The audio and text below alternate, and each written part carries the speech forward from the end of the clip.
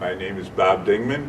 I was an EM2 electrician's mate. So we left when we were done was April of our last day on the gun line was April 1st, and that was intentional by the captain. Our first day was September 30th. Our last day was April 1st. If you spent one day in the war zone, which was where the gun line, you got all your pay for that month, tax free, and you got what they called hazardous duty pay, which was an extra for the whole month. So being there on the September 30th, we got it retroactive all the way back, and being there April 1st, we got it for the whole month of April. So we left the gun line on April 1st, and we went to Yokosuka, Japan. Got ready, left Japan, and we started back to the States with 3 destroyers and aircraft carrier Coral Sea.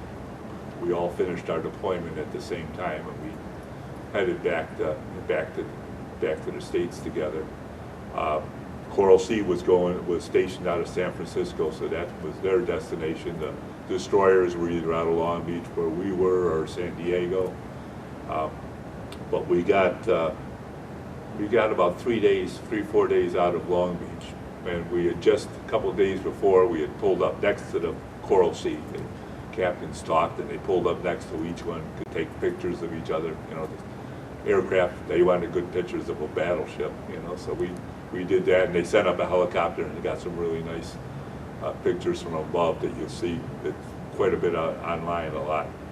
And then our last payday was at sea. We were standing in line, and then you could feel the ship starting to pick up speed. The engines, you could feel them, it was starting to rumble a little bit. Captain came on the 1MC, which was our public address system, and he says, I hate to tell you this, but we just got orders to return to the Western Pacific. And we turned around 180 degrees and went back to Japan. So when we got that, and that was in that year and that time, the North Koreans shot a United Nations plane down, and all the people on the plane were killed. And they said they did it in their airspace. But, so Nixon was president then, I believe, and he started a task force to go into the Sea of Japan to be ready if decide what they were going to do about this incident that happened. So they turned the battleship New Jersey around, because we were the only one, and sent us all the way back to Japan. We had offloaded all our ammunition. We had to reload all our ammunition, which was a whole day thing, being next to an ammo ship, reload by Highline across. The Coral Sea just kept right on going. The destroyers kept right on going home, and we turned around, went back to Japan. We went in for 2 or 3 hours. The captain left, went to a meeting, came back, and we got underway, and we were just off the coast of Japan. We were out in the sea lanes out there, and then a few days later we got orders to head east. It calmed down a little bit, so we started back. We got back 19 days late. And unfortunately, a lot of the families had traveled to Long Beach to meet their sailor on the day they were supposed to get back. So the Navy base at Long Beach and the city of Long Beach took it hard to give them places to stay and everything. They took care of the families that were waiting for their sailors. And we got back, like I said, not in May.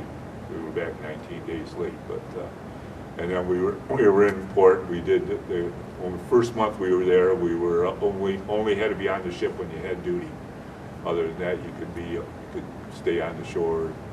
A lot of guys got apartments or stayed in the YMCA in Long Beach, or some of the places that they have for the sailors to be able to stay.